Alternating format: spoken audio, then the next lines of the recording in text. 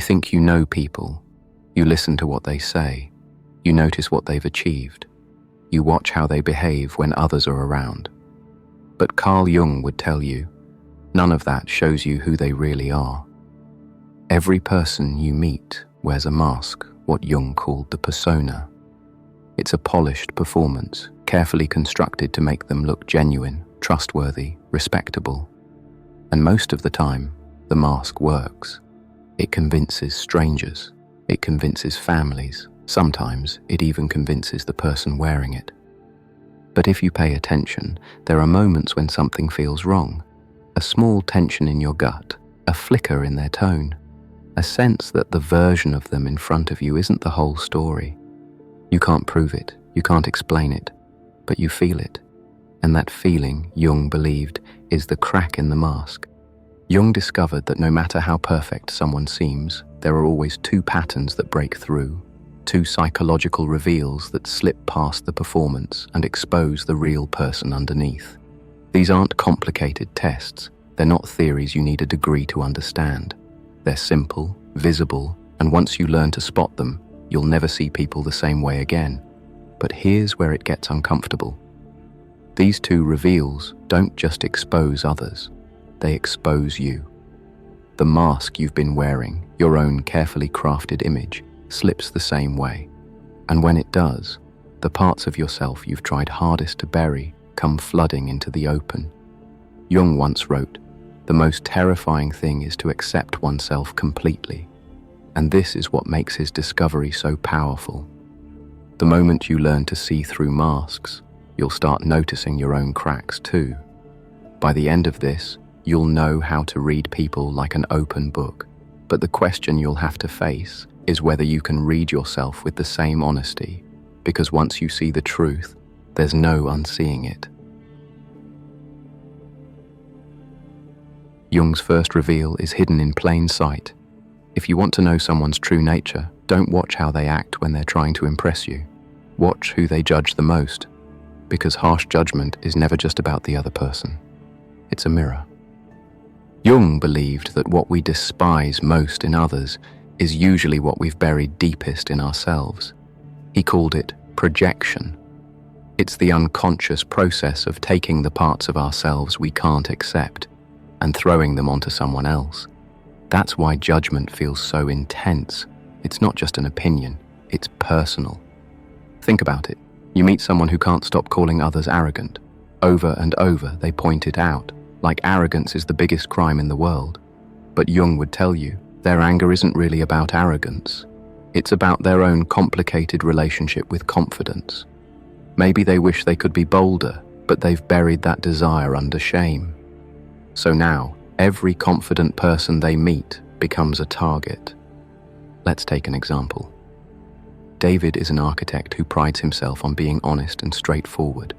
At work, he constantly criticizes his colleague Marcus for being fake and manipulative. His voice sharpens whenever Marcus gets praise. His jaw tightens when clients compliment him. But here's the truth Jung would see. David isn't really angry at Marcus. He's angry at himself. Deep down, he envies Marcus's social skills. He wishes he could charm clients as easily. But since he can't accept that part of himself, he condemns it in someone else. This is why shadow mapping is so reliable. When someone judges others with unusual intensity, they're really revealing their own inner conflict. The traits they criticize the loudest are usually the ones they've disowned. And the same goes for admiration. If someone constantly puts others on pedestals, praising their talent, their confidence, their brilliance, it's often because those qualities exist inside them too, but they're afraid to claim them. The key is to watch for emotion. Disproportionate anger, over-the-top praise. Those reactions are like neon signs pointing straight to the shadow, and when you learn to see them, you'll never mistake someone's mask for their true self again. But the shadow isn't the only place character slips through. There's a second reveal, and it shows itself the moment someone's mask begins to crack under pressure. And that's where we're going next. The second reveal is even more brutal than the first. Jung discovered that if you really want to see someone's authentic character, don't look at how they act when things are going well. Look at how they act when their mask is threatened, because maintaining an image takes energy. And when that image cracks under pressure, the truth comes pouring out. Jung called this the fragility of the persona. The mask looks solid, but it's brittle. And the moment someone feels exposed, when their competence is questioned, when they're criticized, when they're caught in a mistake, you see the real person hiding underneath. Take Sarah, a marketing director known for her calm professional image. In meetings, she's unflappable. She's the one who never loses her cool. But one day, a client challenges her strategy, questioning her judgment. And suddenly, the calm professional vanishes. Her voice sharpens. She cuts people off. She deflects blame to her team. She even throws subtle digs at the client just to protect herself. In that moment, Sarah's mask has collapsed. The true pattern of her character is exposed, not calm and composed, but defensive, insecure, and willing to sacrifice others to protect her image. Jung wrote, "The foundation of all mental illness is the unwillingness to experience legitimate suffering." Sarah couldn't tolerate the sting of being criticized, so she lashed out. Her mask of composure hid an inner fragility that only appeared under stress. And that's the point. Authentic character is revealed in moments of discomfort. The mask doesn't only break in high-stakes meetings, it cracks in everyday life. When someone's phone dies and they can't scroll for comfort. When they're forced to wait longer than they expected. When a joke they tell doesn't land. Watch closely in those moments. The sudden shift in tone, the tightening of the jaw, the little flash of irritation or defensiveness. Those micro breakdowns tell you far more about someone's nature than hours of small talk ever could. This is why Jung insisted that real character isn't what someone shows you when they're prepared. It's what emerges when they're caught off guard, when the mask slips, when the script fails. That's when the truth leaks through. But here's where things get even more unsettling. These two reveals, the shadow we project onto others and the cracks in the mask under pressure, don't just expose them. They expose us. And if you're paying attention, every person you meet becomes a mirror. The most disturbing part of Jung's discovery is that every time you read someone else, you're also reading yourself. Because the traits you notice, the ones that trigger you, the ones that light you up, those are never random. They're reflections. Jung called this the mirror effect. Every person you meet is showing you something about your own psyche, whether you want to see it or not. Think about the shadow projection. When you find yourself judging someone with unusual intensity, it's not just about them. It's about you. Your anger, your disgust, your obsession. Those emotions are signposts pointing back to your own buried conflicts. You're not just seeing them. You're seeing the parts of yourself you've disowned. The same goes for admiration. When you put someone on a pedestal, when you find yourself saying, "She's so confident," or "He's so creative," what you're really doing is projecting your own unlived potential. Those qualities exist inside you, but you haven't claimed them, so you cast them outward and worship them in someone else. And then there's the second reveal, the cracks in the mask. It works like a two-way mirror. Once you learn to spot those breakdowns in others, you start noticing them in yourself. You catch the flash of irritation when you're kept waiting. You notice the defensiveness when your competence is questioned. You see the subtle ways you shift tone, posture, or expression just to protect your image. Suddenly, you're no longer just analyzing other people, you're catching yourself in the act. Jung believed this is where real growth begins. He described 3 types of people. The unconscious type, who projects constantly but has no idea they're doing it. The aware but defended type, who knows they judge too much but refuses to face why. And the integrated type, who sees their projections and persona slips clearly and uses them as data for self-awareness. The difference between them isn't intelligence, it's honesty. Most people stay blind because it's easier. It's painful to admit that your harsh judgments are about you. It's humiliating to see how fragile your mask really is. But if you can hold that mirror without flinching, If you can face what's reflected back, you move closer to what Jung called individuation, the process of becoming whole. But before we get there, there's a warning, because once you learn to see these patterns, it's tempting to misuse them.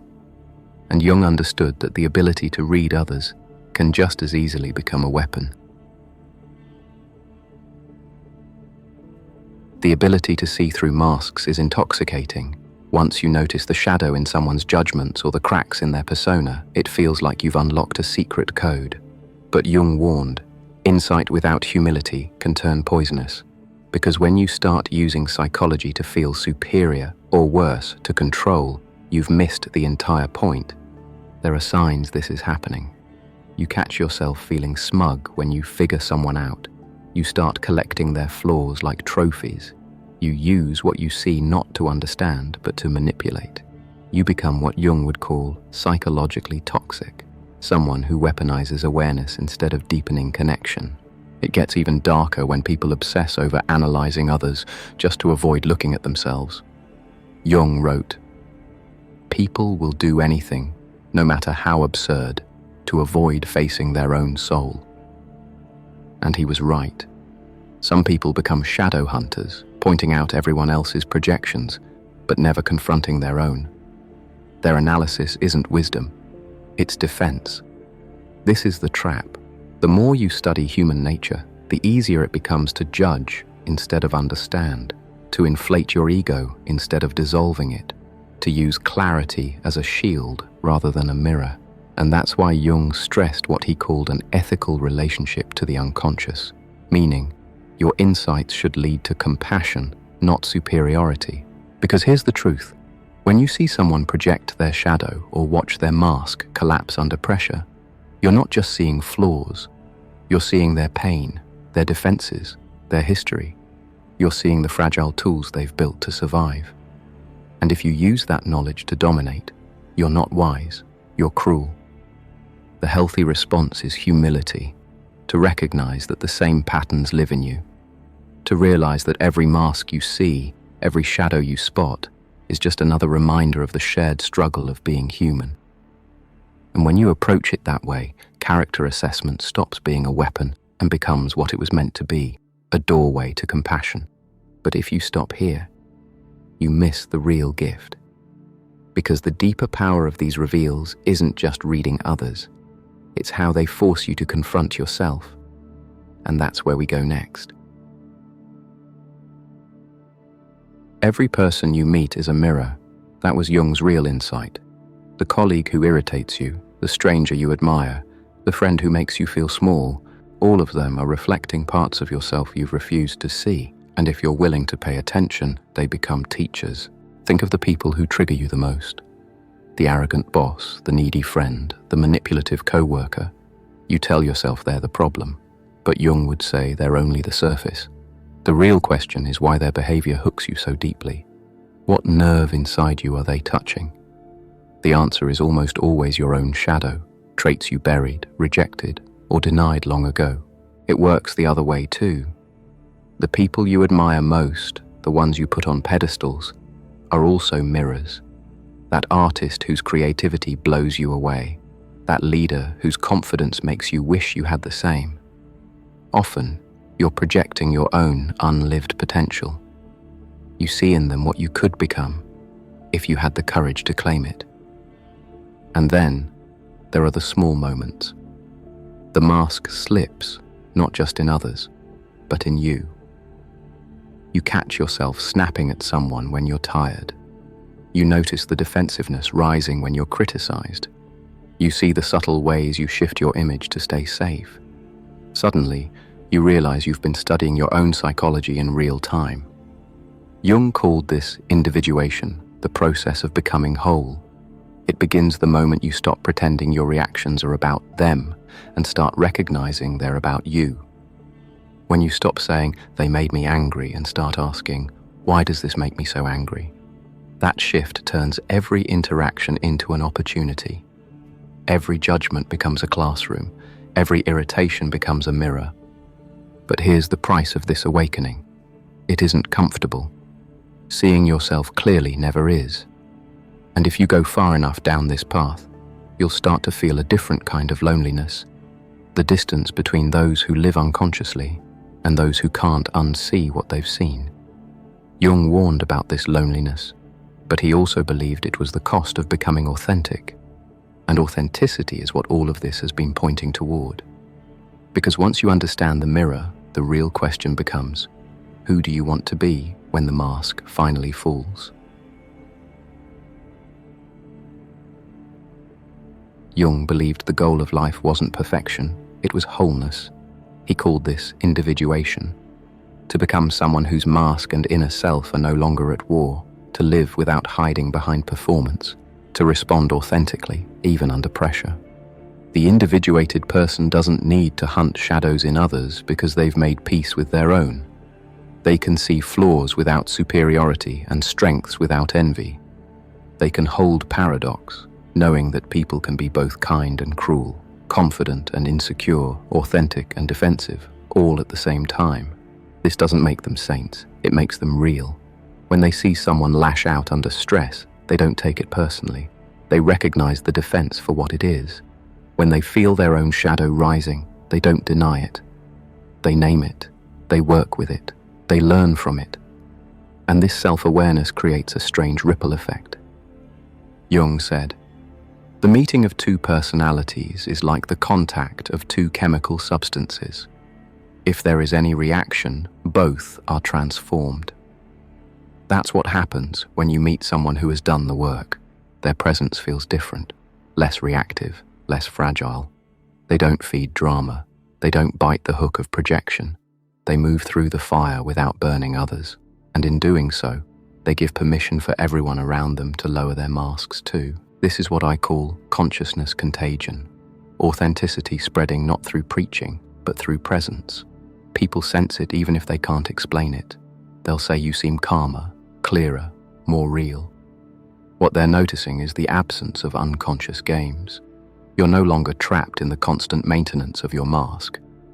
But Jung also warned, this kind of awareness comes with a cost. When you stop participating in collective illusions, you may feel alone.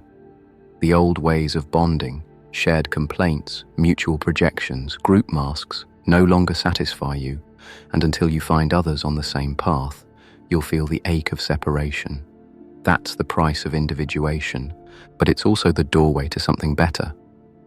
Because once you can stand without the mask, the connections that remain are deeper, rarer, and real. And that brings us to the final truth. These two reveals, shadow projection and mask breakdown, aren't just tricks for reading others. They are invitations. Invitations to see yourself, to strip away illusion, to become the person you were meant to be before the mask hardened over your face. Jung once said, "Who looks outside dreams, who looks inside awakes." And that's what these two reveals are really about. Not tricks for exposing other people, but mirrors that force you to confront yourself. Because every judgment you make, every crack in your own mask, is information. And the question is whether you'll use it to stay blind or to wake up. Most people won't. They'll keep pretending their harshest criticisms are about someone else. They'll keep patching up their masks, terrified of anyone seeing the truth beneath. They'll keep living in projection, in defense, in performance, and they'll call it normal. Jung warned, to be normal is the ultimate aim of the unsuccessful. He understood that conformity isn't health. It's just the safest disguise. But you're not here for safe. You're here to become conscious. That means facing the shadow you've denied. That means letting the mask fall, even if it leaves you exposed. That means catching yourself in the moment of projection, pausing and asking, what does this really say about me? It won't feel good. Jung was blunt. There is no coming to consciousness without pain. But it's the kind of pain that leads somewhere, the kind of pain that transforms. And if you can walk through it instead of running, you emerge different, lighter, stronger, more real. Because in the end, the two reveals Jung identified, shadow projection and mask breakdown, are not the end of character assessment. They are the beginning of character development, the beginning of your character development. Every shadow you own, every defense you release, every moment you choose authenticity over performance, those choices ripple out. They touch your relationships, your work, your family, your culture. Jung believed individual consciousness was the key to collective change. "The world will ask you who you are," he wrote, "and if you don't know, the world will tell you." To know who you are, to face both your light and your darkness, is the only way to resist being swallowed by other people's illusions. So watch for the projections, notice the cracks in the mask, but most importantly, turn that same clear vision inward, because the ultimate character you're uncovering isn't theirs, it's yours.